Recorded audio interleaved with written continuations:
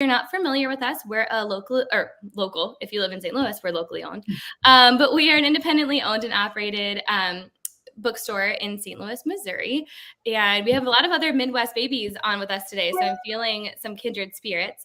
But we also have some people who are joining us from across the pond, which is incredible. I'm always thrilled when we get this many authors together for one big virtual event. So this is going to be, like I said, a really good time. If you did not know this event was happening, we're glad you're here. If you did know this event was happening, we're also glad you're here. And as a reminder, we have all of these incredible books that we're going to talk about this evening for sale at the Novel Neighbor. And we also have signed book plates from all of these authors to go in those books. So a little extra holiday treat. So without any further ado, I am going to get us started. Holly, do you want to kick us off? This first question is going to come to you, but it's going to go to everybody. Can you just tell us a little bit about who you are as an author and what holiday romance you're going to talk about this evening? Sure. Threw me for a second there. I'm not used to being called Holly yet. I was thinking, wait, is that me? So yes, my pen name for the Christmas wager, which is this book, is indeed Holly Cassidy, but I do go by Hannah Mary McKinnon. That's my real name. The Christmas Wager is my 8th novel. It is my 2nd rom-com, but my first Christmas rom-com. My other novels are thrillers. So yeah, The Christmas Wager, set in a small mountain town in Colorado, with fun games, shenanigans, and lots of baking and stuff. So I'm going to keep it very short because there's many of us. So I like that. Lots of baking and stuff. Snowballs and stuff. All the incredible stuff. Jenny, why don't you go next? Hi, I'm Jenny Bayliss. Had to think then. I'm Jenny Bayliss. A massive oversight on my part. I didn't think to get my book to hold up, but the book that I wrote this year is A December to Remember, which is about 3 sisters, and they're estranged, and it's their shenanigans as they come back together to put on a winter solstice festival. I also have written The 12 Dates of Christmas and Meet Me Under the Mistletoe.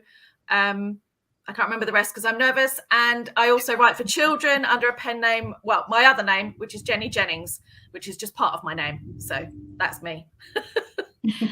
I was wondering if you had trouble keeping track of the amount of holiday romances that you've written, because I know I certainly look forward to you every year. And I was like, I don't know how she does it. And I don't know how she keeps track of like what she's done and hasn't done yet. So I think it's fair that you're not quite sure if you got all of them. I think that's super fair. Eliza, do you want to go next? Sure. Yes. I'm Eliza Evans. That's my pen name. So this is my first book under Eliza Evans, The Christmas Cafe.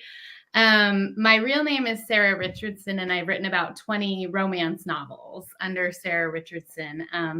But we're kind of pivoting into the rom-com Christmas world with this book, which is really exciting. It's been really a fun transition. And it's kind of a nostalgic, eclectic, small town. It's set in Silver Bells, Wyoming. And it is all about baking. I love to bake during the holidays. So there is a lot of yummy cakes and cookies and food. I'm kind of a foodie. So that's kind of the whole basis for the book. She's trying to save her Christmas cafe. So. Well, I also think that you, no offense, everybody, I think Eliza has won for best background. Really captured the holiday spirit for all of us. These are my dog stockings right here.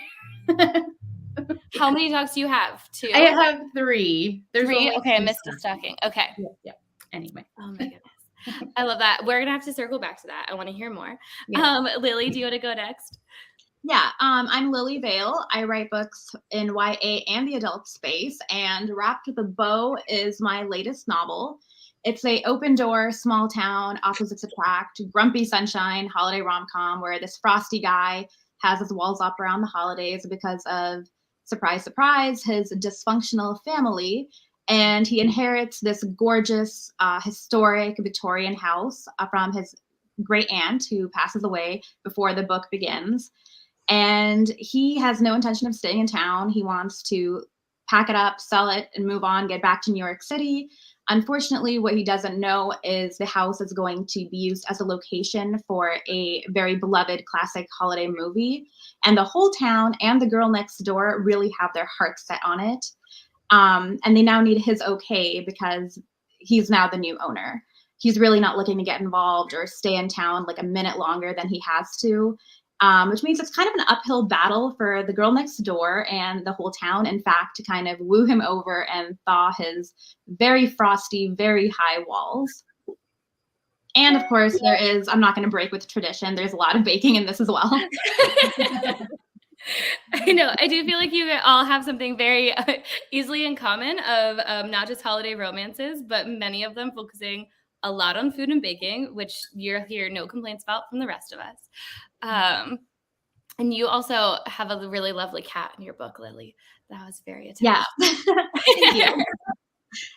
Okay. You gotta have a pet. You have to have a pet. Yes. Pets are very, yes. Mm-hmm. Okay. And not last, but certainly not least, we have two of you who have written one book together. So I don't know, do you guys have this down? Do you figure out who says what? Who wants to talk about the book and tell us both? We want to hear from both of you about who you are as an author, but also how do you all do this? Do we have this down? We had it down last week, but we haven't. Yeah, we did. Yeah. Okay. Well, I'm Uzma Jalaluddin, and I Three Holidays and a Wedding is the rom-com that I wrote with Marissa Stapley. We're both Toronto-based writers. Marissa, do you want to say what the book is about? I'm Marissa Stapley, and yes, we are. This is our first holiday rom-com together. I have written holiday rom-coms under the pen name Maggie Knox before, and I write my own books as well, as does Uzma.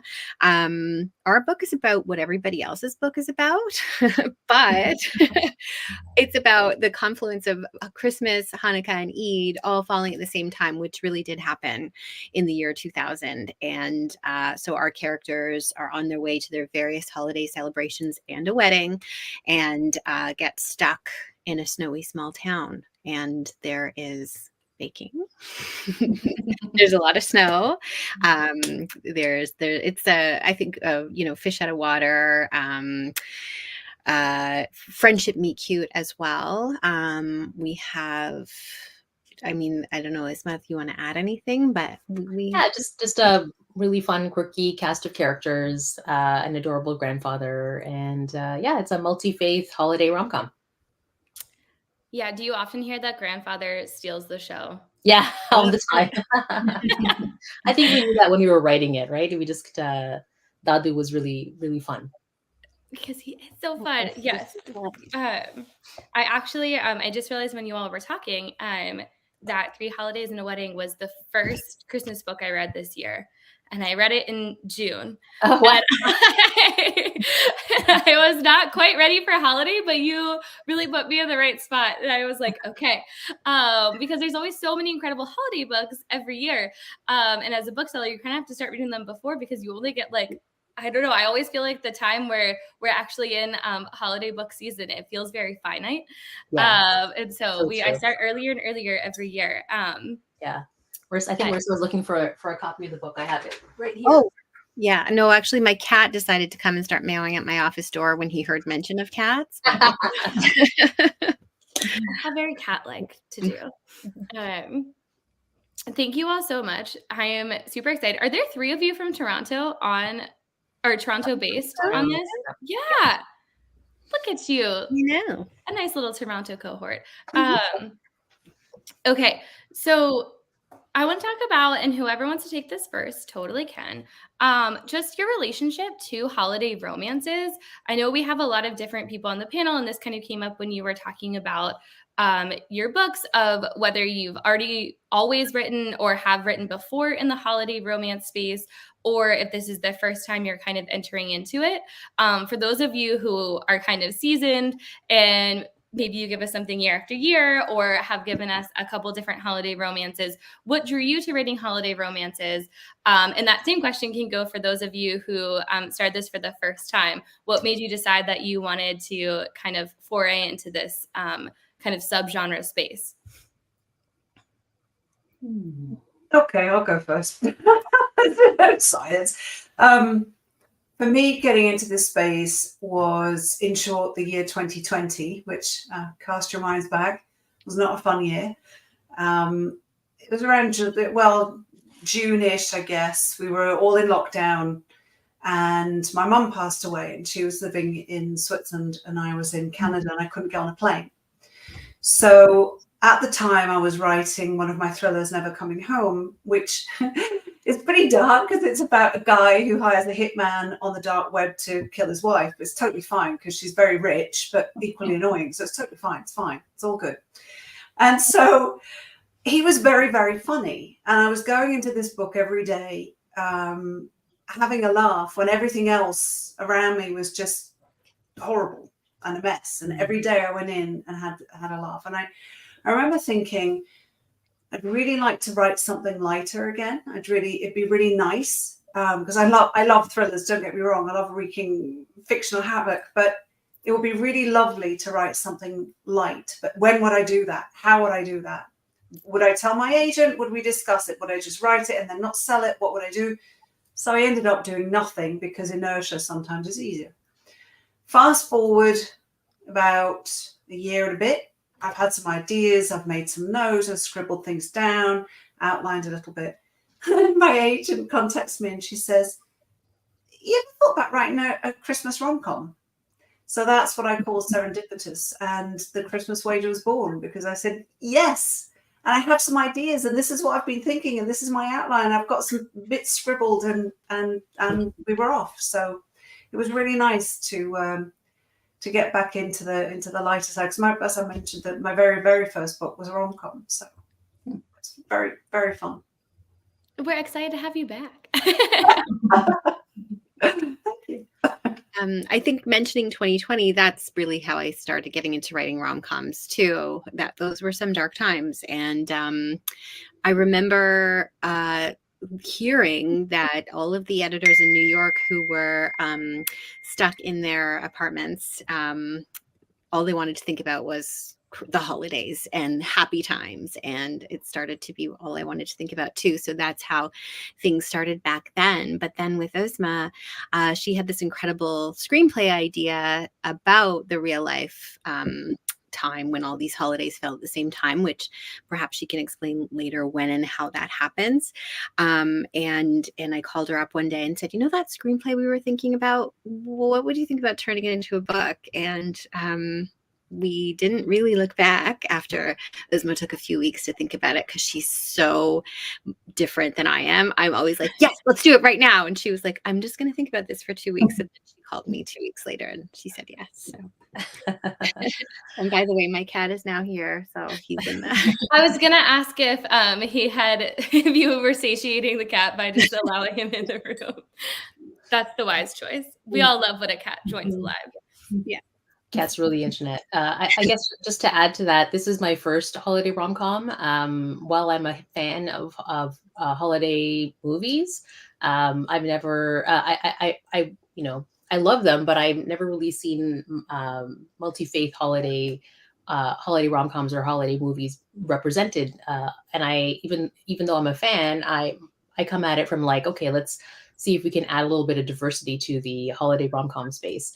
And so I had this long-running idea, as Marissa said, of writing one of those holiday movies, but making it multi-faith. And it was going to be about Christmas, Hanukkah, and Eid all happening at the same time. And I thought as a movie, and then Marissa said, let's write it as a book.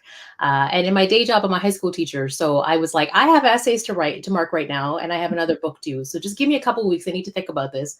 And so I paused and thought about it and said yes. And I'm really glad I did. And here we are. I love that. So Wrapped with a Bow was also my first holiday romance. It's actually my first book that is not set over the summer. All my previous books have been like summer break or like over like the August period.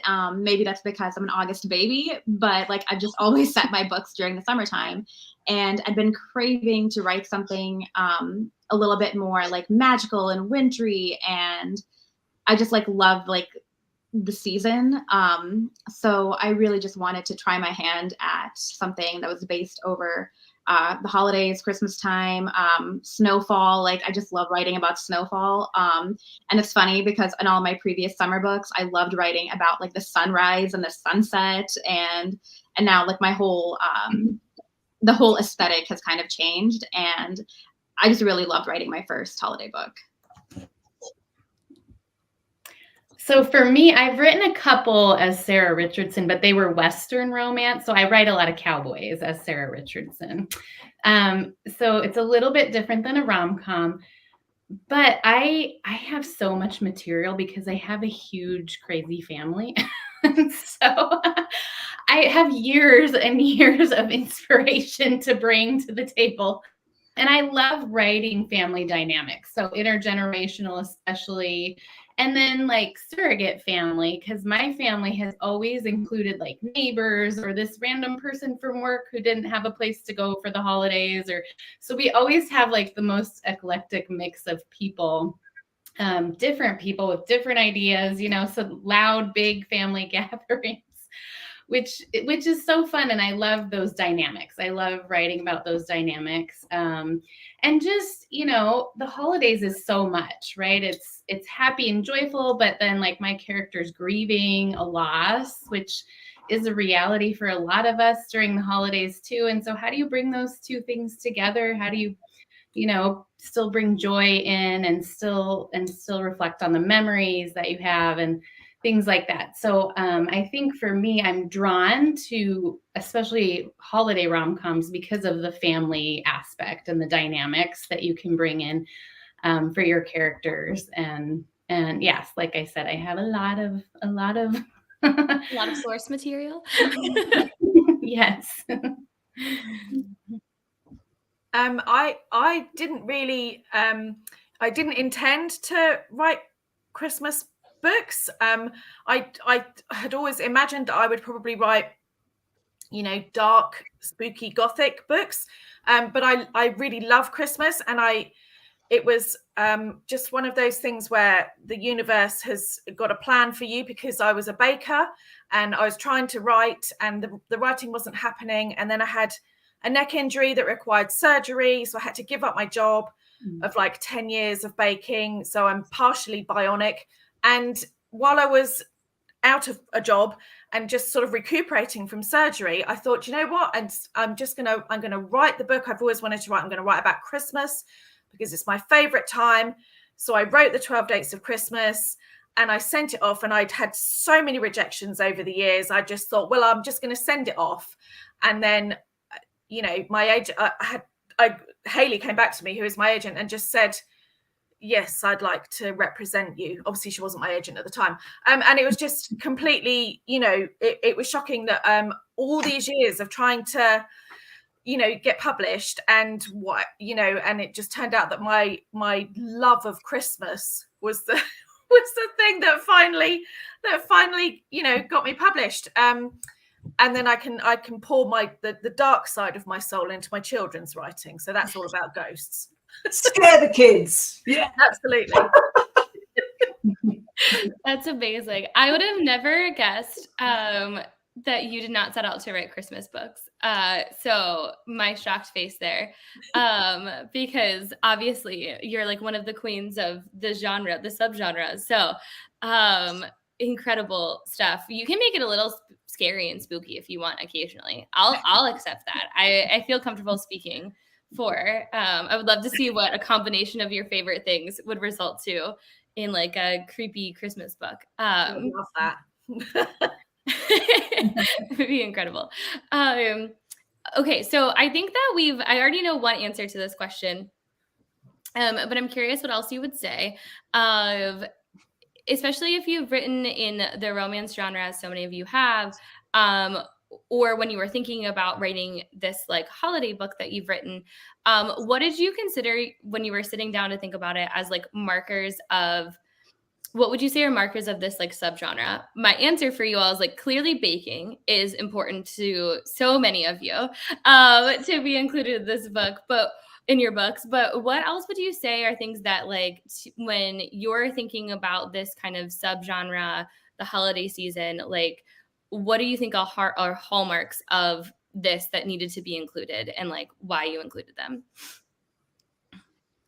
Does anyone else feel as they're writing, like sometimes I just get so caught up in all of the tropes that, and by the way, I think with holiday rom-coms, it's like as many as possible. I just want all of them. But every once in a while I'm like, oh my God, Christmas. And then I have to remind myself. And then all of a sudden there's a holiday song playing, or as you said, Lillie, like the snow starts to fall and all of the different ways to describe snow. So I think that's important, like finding ways to make it feel so festive in addition to super cozy and romantic and hopeful as well. There always there's that element, isn't there? Christmas is such a hopeful time, and I think that kind of finds its way in there, that the characters are ultimately hopeful of something, you know.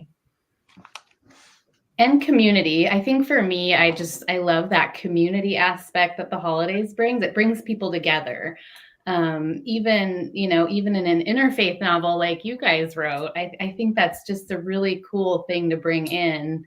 It doesn't have to be like we all think the same or believe the same thing, but we can all come together and celebrate and each other, and that holiday spirit that kind of, I don't know, transcends, I guess, individuals, and brings people together. So for me, it's about community for sure.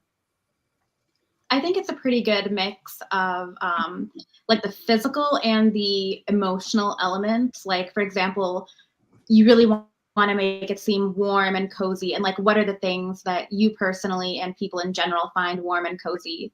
And that could be, a roaring fireplace, the scent of pine, maybe it's incense or sandalwood, or the way the air smells after like the first snowfall. I keep coming back to snow. Can you tell I'm obsessed? Or like cookies baking in the oven, like the scents which really evoke that kind of cozy holiday feel, or even like physical stuff, like bells, garlands, wearing a lot of flannel, like flannel plaid, like that's like a huge thing. Like that just evokes this image in my mind that is like very strongly about like the month of December.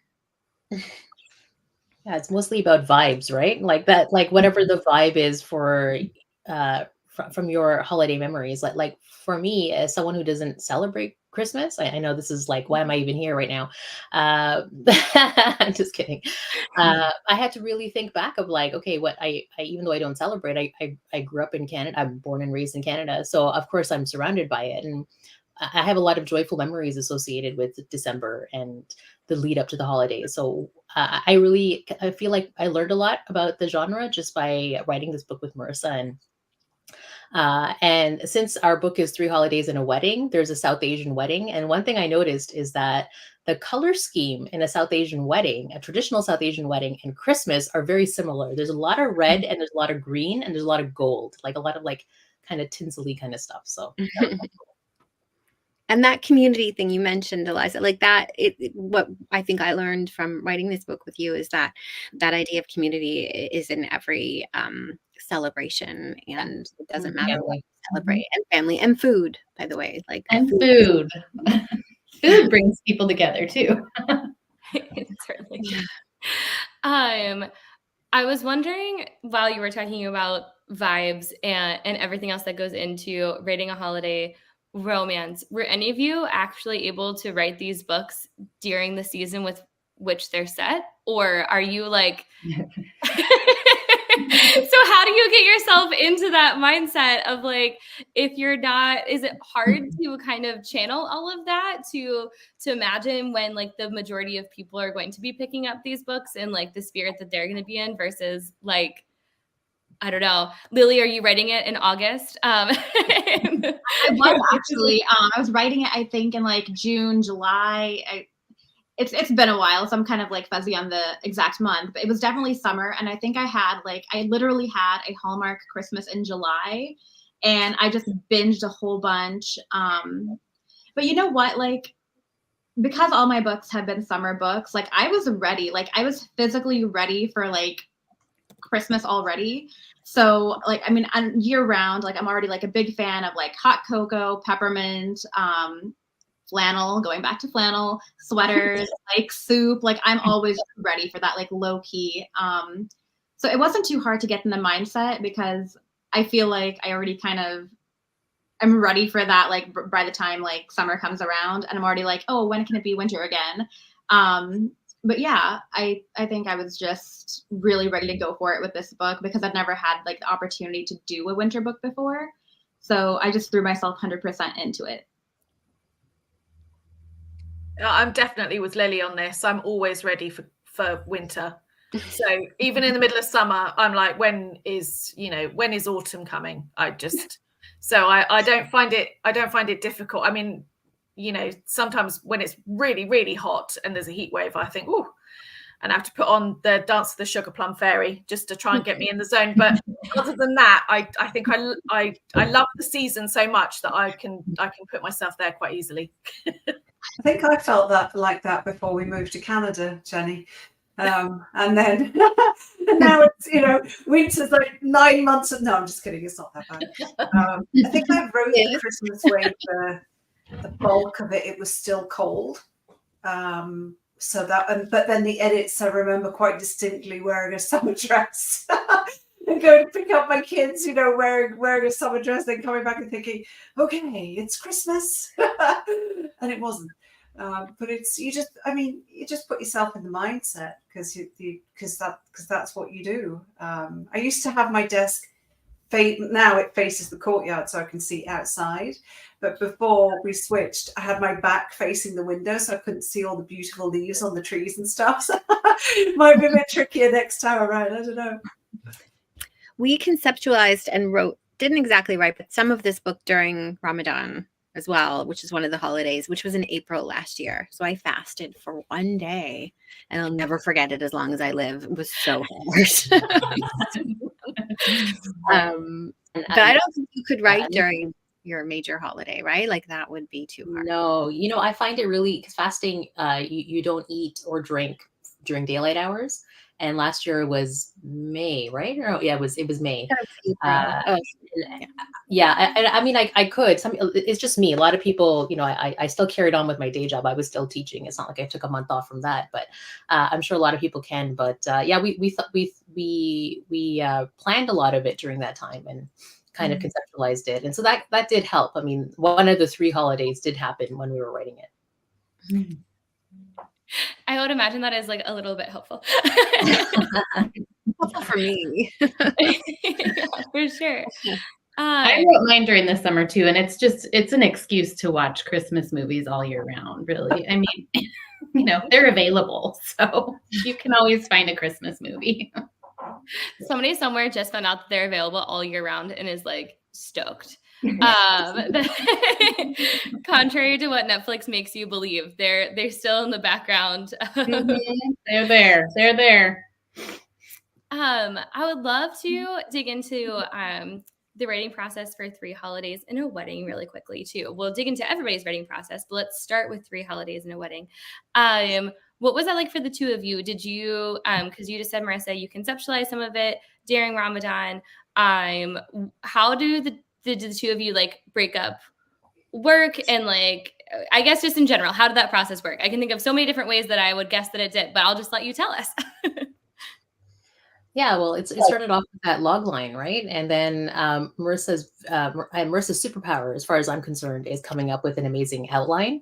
And she kept telling me, because I was the newbie in the relation, in like the co-writing relationship, right? Marissa had done that before, that the outline is key. You have to have a really strong outline when you're co-writing with someone. And are you ever an outliner otherwise?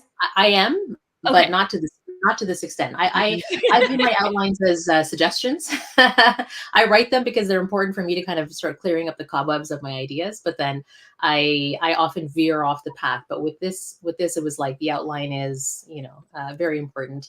20 chapters, 10 chapters each, and it helped that it was a dual point of view.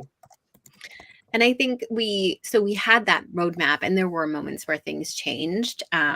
Definitely, but I'm certainly not as much of an outliner with my other books. So, but I'm starting to be now because it is quite helpful. But I think also we had a sort of morning early bird thing where I would get up in the morning and do my writing. Uzma would get home and do her writing in the evening. And we were able, it was great. It was almost magical. I'd wake up in the morning and things would be done and there would be comments and would start. And so that was also, that helped. We weren't ever really at the same time, which can be weird in a Google Doc when you see things moving around. And yeah, we just had fun with it. Did you two ever surprise each other with what you did? You know, like, for example, did you wake up Marissa in the morning and be like, oh, okay, I didn't see that coming?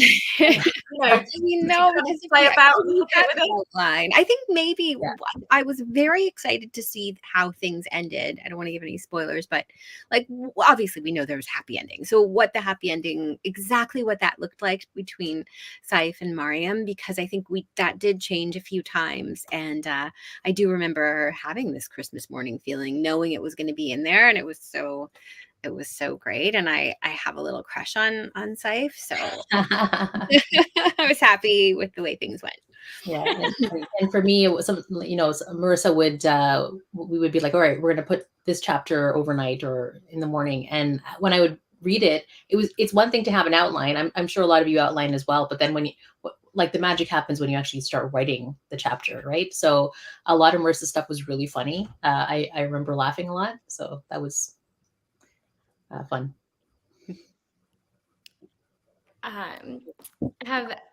That makes me actually want to pivot to a question for everybody of, you can cover whether you're an outliner or not, because I think sometimes that's super interesting to hear about your writing process. And also, speaking of crushes on our love interests, Marissa, how do you all develop, and whoever wants to take this first can, how do you develop your main characters and walk the line of their love story together? Well, I guess let's take this one step at a time. Sorry. I keep getting ahead of myself with all the questions I want to hear you all talk about, as if we're going to run out of time, which we will eventually, but we still have plenty of time. So let's just start with how do you develop your love interests, and like, what do you know about them before you put them on the page? And if you can answer, like, if any of your love interests surprised you in this current book, what that surprise was. I interview my characters. And I know that sounds really weird, but interview, I have a 3-page questionnaire that I fill in for the main one. So the Christmas voyager would be Bella and Jesse's a dual point of view, and then Jesse's grandfather Pops, and another couple of people that I interviewed. So you got the usual stuff, what do they look like? And I have a photo gallery that I base on hairstyles, not celebrities, because that doesn't work for me. But there'll be stuff in there like, have they ever seen a ghost? I don't write ghost stories, but that's not the point. Have they seen a dead body? Whether it's a thriller or not, it still informs you about the character. How much money do they have in the bank account? When were they the richest, the poorest, that kind of thing. So I get to know the characters really well before I start writing. That's all part of my outlining process. Has anybody in your holiday rom-com seen a dead body? Now I need to know. Yes.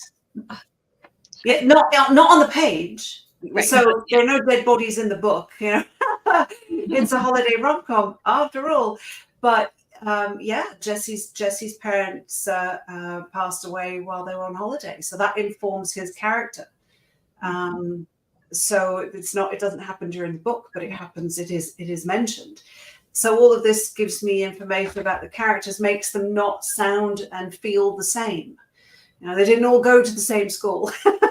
They don't all have the same job. And in terms of surprising me, one of the minor characters, Gladys, who is the fearless leader of the seniors club, the Meriatrix, who runs these Maple Falls holiday games, became a bigger character than I initially thought, because she's just so funny. She organizes these games, but she makes them always very twisty. There's always a twist. They get the teams to bake stuff, but they don't give them any kitchens or supplies. They have to rely on the generosity of the community of Maple Falls, that kind of thing. So she surprised me. And Jesse, I remember when I was outlining the book, I said to Rob, my husband, I make Jesse an electrician, a hunky electrician like you. He's an electrician. And he just looked at me and he went, oh, God. And so I did. I never heard of somebody interviewing their characters before. That's really Yeah. it's using Oh, the yeah, comments put me to through the agree. ringer. I Yeah. love that. Yeah. Mhm. I'm actually really envious that you have like these 3 pages of your questionnaire and you actually sit down and do it, because I have always wanted to be the kind of person who could like know all this information about my character before I even start drafting. But I always feel like whenever I like Google what kind of questions people ask their character, it's like, well, what's their favorite color? Or like, what's their kindergarten memory? What's like blah, blah, blah, blah, blah. I'll And I send feel it to you. I never know this ahead of time. Like I always discover it while I draft. So I want to be the kind of person who can do it. But I just can't get my head wrapped around it. Like I feel like when I plot, like I do have like a outline and plot points and all of this stuff. But I feel like when it comes to the character, I kind of wait for them to tell me who they are after, like just through the discovery draft, essentially. So I'm very envious you can do that. It doesn't all make its way in and it doesn't all stay. It's just an initial. Right. It gives me the illusion that I have control, which by the end I do, but there's a middle bit where I don't. I just wonder whether I should just go and do something else forever. I'm with I you, think we Lily. probably all Sometimes run I that little bit. I was just going to say, sometimes I feel like I only know in those final editing stages, like I'm layering all that stuff in and I really know, but I figure it out on the page, and that can present some challenges, right? I think we were asking ourselves questions about our characters, and just having to sit down and retroactively figure that out. Right. But for love interests, I always have to have a movie star look-alike. To, like, for example, I'm working on something now and I have 2 guys. One of them looks like Ryan Gosling. One of them looks like Henry Cavill. It's really working for me. I can't imagine why. And Josh looked like, oh God, Justin Baldoni. And your guy, who did we have for him? Safe. I think he was a Pakistani actor. Oh my God. Something with an F. Fawaz Khan. Okay. Yes. Yeah, he was in Ms. Marvel on Disney. Yeah, he's really very good looking. Yeah. I like to have an image. I actually don't have images. I barely see my characters. I don't know if anyone else is like this. Like I have like an impression of them, but I don't really. But when you're writing romance novels, like readers want to know. They want to know how tall he is, how broad his shoulders are, what are the muscles, what's the muscle situation. So I have to remind myself, wait, I got to write that. That's like a 3rd draft thing. I always add that in. There's a book that I never like caught this at all. Like I loved it. I had a great time reading it. And I was like, yeah, I believe you. This is what the character looks like. / I think I also probably changed some of the things in my head that fit for like me or whatever. And then somebody was like, the color of his eyes on the cover of the book is wrong. And I was like, you know the difference between which color eyes he was supposed to have. And I was like, wow, that's when I learned that I was not that type of reader. Dang. Feedback for the publisher.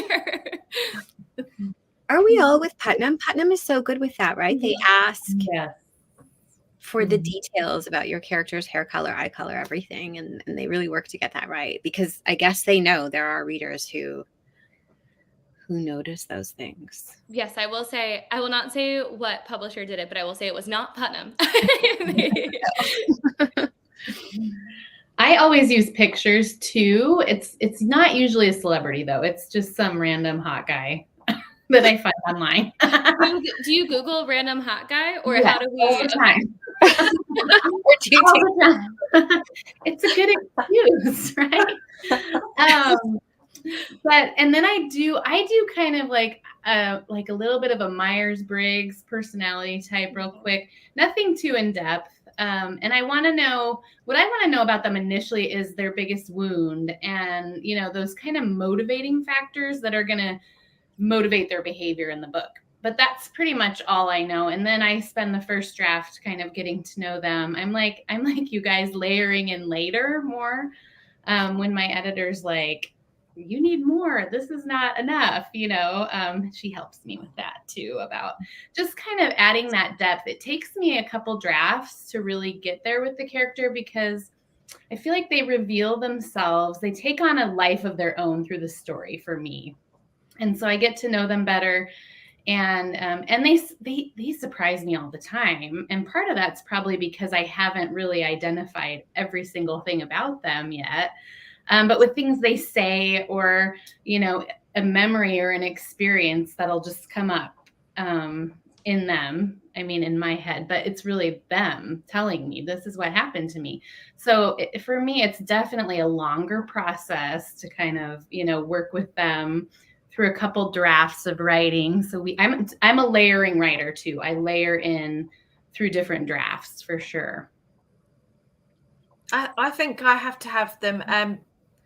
They have to be underlying, even if they're grumpy. They have to have they have to be kind. I have to think to myself, they can't do anything that could be a deal breaker later on that you would just think you couldn't come back from that. So they have to be, honorable to the point of Jane Austen hero, honorable and kind, and then I can kind of work from there. And I think that, and I really saw that a lot in Jesse in the Christmas Wager, because I felt that he, even though they were competing, he was so he just was so honorable, wasn't he? And just so kind. And sorry, I'm going to totally fangirl about all your books now, because but yeah, so that was I'm actually blushing. So I really liked that, and I was like, that would be the kind of character that I would like as well, because he's like, he's a bit grumpy and he's competitive, but he's still underneath, he has to be kind and he has to be honorable. And if Jane Austen wouldn't write him, then I won't write him. Thank you, Jenny. That's really kind. Thank you. This brings up a great, what I hope is a great question. I would love to see if this has happened to any of you. Have you ever written something where, to your point, Jenny, you accidentally realized that you wrote a deal breaker and you had to walk it back? Or do you usually catch it before it goes that far? I've never written a deal breaker yet. Jane Austen hasn't served me wrong, but I have had my editor come back to me and go, no, nobody speaks like that, because I've gone to Jane Austen, and then I've had to rein it in and be like, oh yeah, no, sorry, we're in 21st century. I haven't had a deal breaker in terms of what characters would do, but I did have my rom-com editors say, oh, it's a bit thrillery there. You've got, had a scene on the ice where the guys, long story, well, cut it very short, the guy's pulling a sled and the kid's in the back and he falls through the ice. The kids are fine, everyone. The kids are totally fine. They're fine. And they said, no, you that's too scary. And I remember thinking, that's scary. You should read my other stuff. But okay. So let's take the kids out. I said I could move, do a different game, or what about instead of a guy falling through the ice, it's a dog? And there was just this pause. Exactly your reaction, Stephanie. Pause and collective. That's even worse. Okay, it is worse. Okay. So he still falls through the ice very briefly, and he's fine. And there are no kids in the sled, so it's totally fine. So I had to kind of disengage the thrillery bit, because I was so used to writing suspense. I don't think otherwise yet I've had a romantic deal breaker in a rom-com. But never say never. I'm sure I'll probably write one at some point. I don't know why a dog is worse than a human, and that should not be true. Conceptually, we should care about a child. I was making that face because so truly one of the things that we get asked most as a bookseller is if something happens to the dog. And you should see us trying to rack our brains of because I'm often answering a question of a book that I've read a year ago. I'm sure how you all feel when we're asking you about your current book and you've already moved on and you're writing your next one and you have to get back in the zone. And I'm just like, I don't want to lie to somebody, which I do think that there's actually a website kind of dedicated to what happens to the dog, but it's like it's a real thing. I've never had hate mail from any book, but my second novel, In Things to Do When It's Raining, nothing bad happens to the dog except that like he doesn't get fed for like maybe a day, and it's just all part of the plot, and it's all fine, and he's very loved. And I got a really nasty letter and like a really bad review on a blog saying that they had to put it down. And the dog, to me, like he was a main character and he was so important to me, and I would never mistreat a dog. So but I've learned my lesson. Like nothing even like borderline. Dogs have to be happy the whole way through. So, which I get. It's fine. I'm fine. It's fine. We'll allow it. But yeah, that is fair that your editor was like, no, that's actually No doubt, yeah. that is for sure. Sorry, that sidetracked us. Back off of the dog. Anybody else? I want to bring something up, which because I just started holiday rom-coms a few years ago. The whole like fact that for many readers, any whiff of anybody cheating is a total deal breaker. So with this book, I did struggle with the fact that, you know, my character had a boyfriend and we know he's not the guy. Like we know from the minute that the book starts, but she still sort of had to break up with him technically in a very friends, like we were on a break way, for it to not be a deal breaker for readers. So I just find that really interesting because I don't always feel that way, but I understand, you know, we're in a contract with our readers, and I don't know, I actually want to know how everybody else handles that, or if they feel that way, or if it just is. I did hate that man immediately. Yeah. So you did. I was like, no, I don't even care where this goes. I hate him so much. Yeah, that's true. Which was it for you? Was it when he said, ooh, coffee breath in like the first, as soon as you meet him? And I was like, no, you're done. And the schedule, the printed schedule in her suitcase. Yeah, no, but the coffee breath was supposed to be the like, this is not the guy. I didn't want there to be any question. Like, this is not the guy. It's not really cheating if he complains about your morning breath. So. Yeah, I don't think I had any. Go ahead. Oh, go ahead. No, go ahead. Oh, no, I don't think I had any deal breakers in this book, but in my first adult rom-com, the shoddy setup, it was a girl who's in a relationship with someone else at the beginning of the book. And it's funny that you mentioned the coffee breath thing, because in that one, she goes out for a run in chapter 1 and she comes back and she's sweating. And the guy she's with at the time, clearly not the love interest, because he refuses to give her a hug because he's just stepped out of the shower. And it's like, oh, you're sweating, gross. Like, I'm not letting you touch me. Which, I mean, personally, like, I would think that's pretty valid. But, like, a lot of people were, like, really upset. And they were like, oh, she shouldn't have started the book in a relationship with someone. And he's clearly not the guy. And blah, blah, blah, blah, blah. So I feel like for a lot of readers, even though it wasn't, like, cheating, because she does end things with him before anything progresses with her actual love interest, I feel like just the whiff of it in the first chapter that she's with somebody else kind of gets everyone already kind of anticipating, oh, is there going to be cheating happening? And then they read the book with that mindset in mind. So I like, lesson learned, I'm not going to start another rom-com with the main character in a relationship with someone not the love interest. It seems it's polarizing, I think, for people when you have that other significant other at first, even though we do show like, this is not the right person. That's not who she's supposed to be with. That's not the best person who's going to bring out the best in her. I still think for some reason it's very polarizing for people, even in the Christmas Cafe, because it's kind of a love triangle situation. But it's clear that one of the guys, you know, he's not right for her. But he's fun. So that's real, right? You're kind of drawn to the fun sometimes, even when it's not maybe the best for you. But it definitely has polarized people, readers in some aspects. So I think they all come to the resolution at the end. So. Well, I think it's one of the rules in romances that like the first person that your protagonist meets or sees has to be the love interest. And like I was listening to an interview with Greta Gerwig, who, you know, the famous Hollywood director who directed Little Women, And if you've seen her version of Little Women, one of the things that she changed, which is amazing, I love the movie. One of the things she changed was that Joe, the character of Joe, doesn't meet like as a viewer, you don't meet Joe with Laurie first. You meet Joe with Professor Bear. And the reason she did that is because viewers, and I guess for us it would be readers, are trained to have like whoever the protagonist is, the person, the love interest that they meet first is supposed to be their true love. And it's almost like something we've been conditioned to do, which I thought was really interesting. Like I never thought of it that way. And that's why she kind of inverted the story so that it was like in the future, and then it kind of goes back into the past. Because of course, when I first read Little Women, I was like, Joe, you fool, why don't you marry Laurie?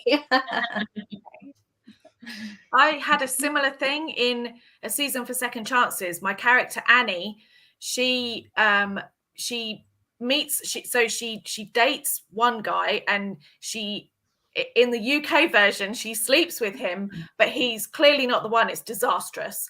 And it's very clearly, comedically disastrous sex. And then later on, she then meets the person who is the love interest. But in the US, and my editor said to me, that is not going to fly. You cannot. So we downgraded it to a disastrous kiss. And that was, with this other character, and then she goes on to meet the one. So yeah, that's really interesting that it couldn't. But my British editor was like, "That's all right, she can sleep with him." That's hilarious. I can't believe you get less sex in North America. What in the Christmas wager, Bella and Jess, they have a week, right? So stuff has got to happen, guys. Come on. And they're both single, so whatever. And there was one person who was not very happy about the fact that they got it on within a week of meeting, and asked whether this was the way normal people behave and whatnot. And I just thought, I'm European. So that's quite reassuring, Jenny. Yeah, that was quite funny. The other thing I noticed as well is people are not necessarily a fan of Insta love, but I can't help that because I met my husband completely by accident on the internet in 1999 on ICQ, if anyone remembers that. And we got married within 10 weeks of meeting face to face in Canada when I flew over from Switzerland, which was 5 months after we met on the internet. So Insta love, you bet, because the day after I met him online, I remember thinking that Hannah Mary McKinnon had a really good ring to it. So I am sticking with Insta love because it is real, people. It does happen. Oh, I love that story. And that was 25 years ago.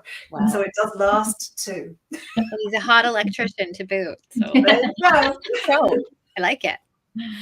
I really wish Josie Silver was here to answer that question. If anybody else has read One Day in December, because that is the most polarizing book that I hand sell, because I love it. But there is definitely probably a pretty strong argument to be made that at least at a certain point in that book, we're emotionally unavailable for the partner. But it is, so I would love to hear her thoughts on this conversation because I know that that's like a big critique of, which is one of my all-time favorite Christmas books. Before, I know that we are shockingly close on time, which I feel like I blinked and all of a sudden it's like almost over. But before we go, I'm going to combine a question I'm seeing in the chat with something that I think can follow this too. We were talking about love interests and also how you developed your main characters. So kind of calling back to that conversation. How do you develop the chemistry between your main characters? And I know Lillie mentioned this at the top, but if you could also include whether your book is open door or closed door, that would be helpful for some people in the chat. I think our book is people would actually, it's no door because they don't quite get there in our. I love that. No door. Yeah, but it's very romantic. And I think if about the chemistry, I mean, our book has been called, and actually a friend just texted me today and said it's so romantic, but it's also a friendship meet cute. So I think we were just as focused on the chemistry between Mariam and Anna, which I think reflected our nice chemistry. But I think that when I'm trying to develop chemistry between two characters, like it kind of comes down to the fact that Lillie, you said like the sweat smell or the coffee breath can be bad, but like what are like all of those senses have to come into play when you're attracted to someone. So the smell and the touch and the all, like every sense, I think that's kind of how you have to do it, right? Because that's what chemistry comes down to. I have a theory that I think a lot of chemistry, when you're writing it on the page, it comes from delayed gratification. So if you can kind of, just add that sensory detail with like, a reason why they can't be together, like a really strong, compelling reason, and then just kind of push it. And then by the end, the reader is like, come on, make this happen. I'm dying. That's fun. Is it fun? Is it fun? It is. But we're a little bitter in the process sometimes. It's all worth it.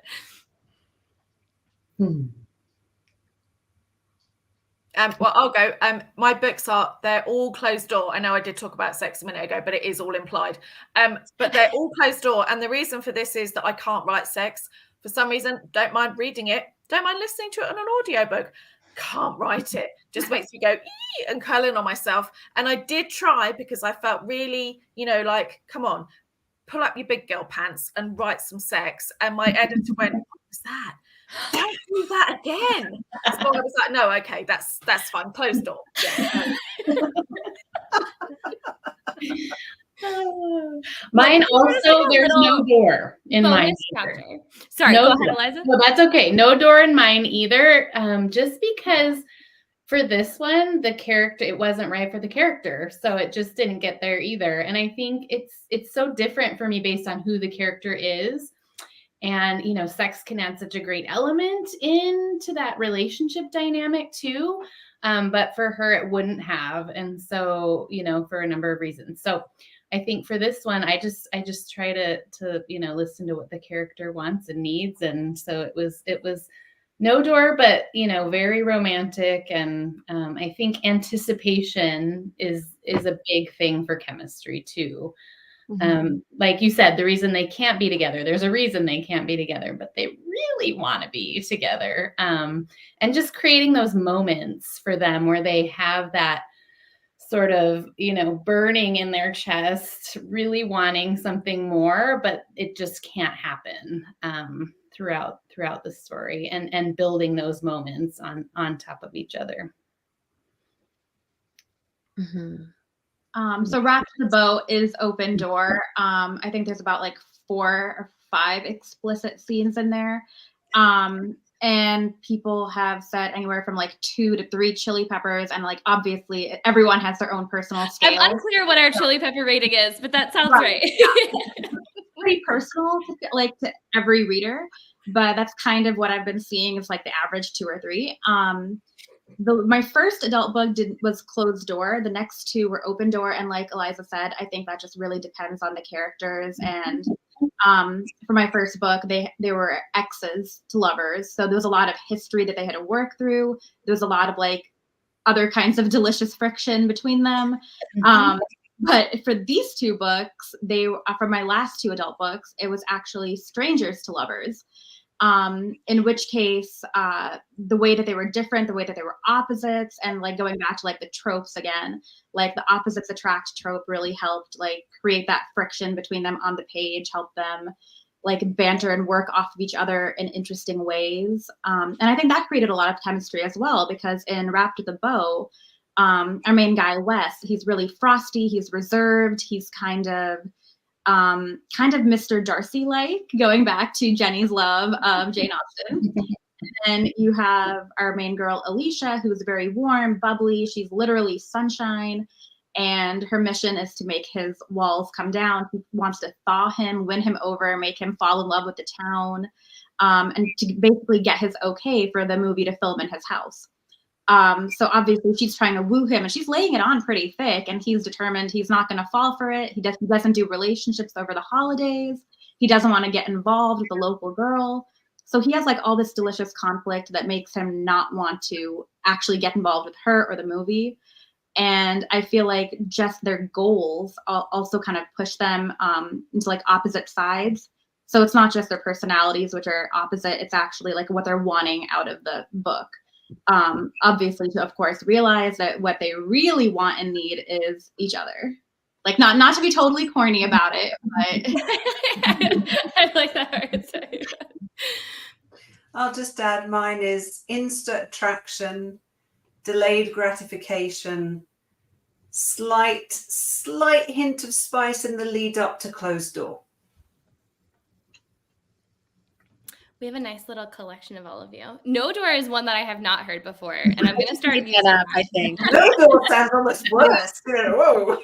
No Door could be very sexy though. It could be. Listen, Maybe I'm misconstruing it. no Door can. No, I think that's obviously we don't have. We're at an hour, but that could be like a whole other conversation. I feel like that's happening in like romance right now, which is like the full spectrum of everything is so amazing and doesn't necessarily sometimes it can be part of the chemistry between the characters, but there's so much more to chemistry other than whether a book is open or closed or no door. I really like the delayed gratification, which is a theme for many of you, and that is an issue for us as readers, and it's totally fine. It always is a good payoff, and that's why we come back time and time again. So you know what you do to us. Thank you so much to all of you for how you've spent your Tuesday, I think evening for most of you. This has been so fun to hear you talk about the books. I can't think of any better time than the beginning of December. I know everybody's building their TBRs, and to all of you watching, I'm seeing the comments that you're already adding more to your list. So that brings a lot of joy to our hearts as booksellers. So as a reminder, in case you weren't here for the live, for the beginning, we do have all of these books in stock at the Novel Neighbor, and we do ship. So don't worry, if you're not in St. Louis, we can absolutely get these books to you. And all of these authors have given us some signed book plates. So you have an extra special treat waiting for you when that package arrives. So we can get those sent out as early as tomorrow. But again, thank you to all of you. Is there anything anybody wants to say before we sign off for the evening? Thank you. Just thank you. It was so much fun. Thank you. And I loved all your books. I know it's always good to see you guys enjoy each other's books and fangirl over each other. That's really a delight to get to see happen in real time. Okay, well, wonderful. And the last thing I'll say before we sign off is if you want to share this with a friend, we will leave this recording up. So this is something that you didn't just have to watch in this moment. Please share it out with anybody who you think would enjoy hearing these authors talk about their incredible books. But until our next virtual event, again, we're the Novel Neighbor, and thank you so much for spending Tuesday evening with us. Thank you so much. Thank you.